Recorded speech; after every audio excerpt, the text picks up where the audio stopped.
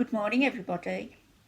It's Friday, coming up to the weekend, thank goodness. I've got my eldest son and granddaughter here at the weekend, so that'll be nice. I saw them last week at the cemetery, but this is going to be an extended visit. So I have to go out to the shop and I shall prepare myself. I shall scrub my hands before I go. I shall wear the thin vinyl powdered gloves, which might seem an unnecessary action, but I feel it's necessary for me. And I shall also take a mask and wear that when I go in the store for my protection and also for the protection of others. I can't afford at the moment to have anything going wrong with me because I've got, as one of my subscribers said, she's got Barrett's esophagus, and that's what I suffer with, which is precancerous cells in the throat. So I'm waiting now for another endoscopy to stretch my gullet. So if anybody is going round as Tom Mills was last night with a cold, wiping their snot all over the place, I shall say something. I will. I think it's totally selfish and irresponsible at any time, let alone when we're in the midst of a pandemic, whether you believe we're in the midst of a pandemic or not. Ask people who've lost loved ones. Ask my sister who lost her husband. And they were both tested for COVID and both positive, and he died the following day.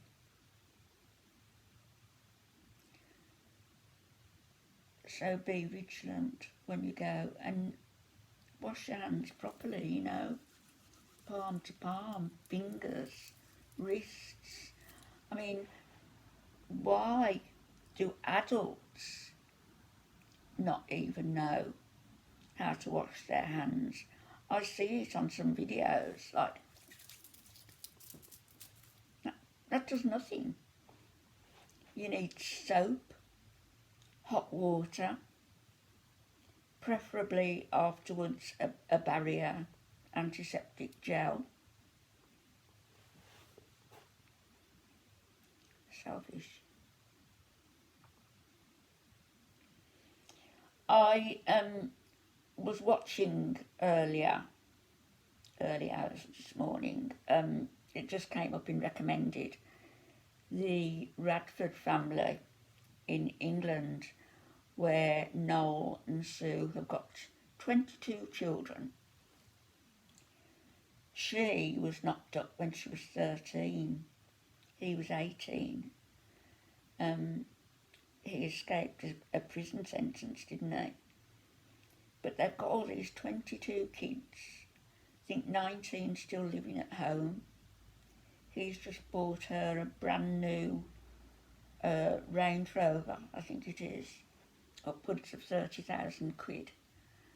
And they've just signed a deal, apparently, with Channel 5 to do another documentary, 22 Kids and Counting.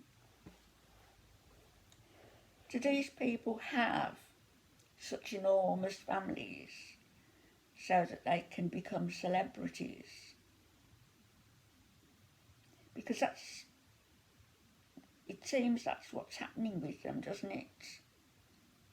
They get all the benefits going, all the help, YouTube, income, people applauding them for doing what they should be doing, multiplied by 10, 20, however many kids they've got.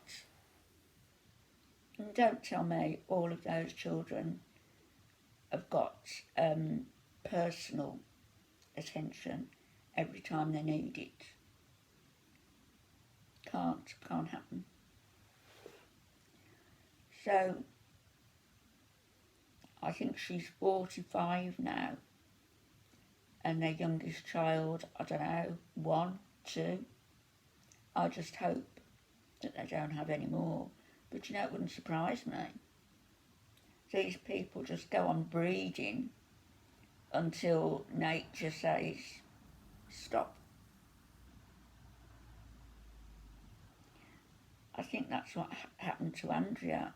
But all they say that if God gives them another child, then why use progesterone cream on her breasts to encourage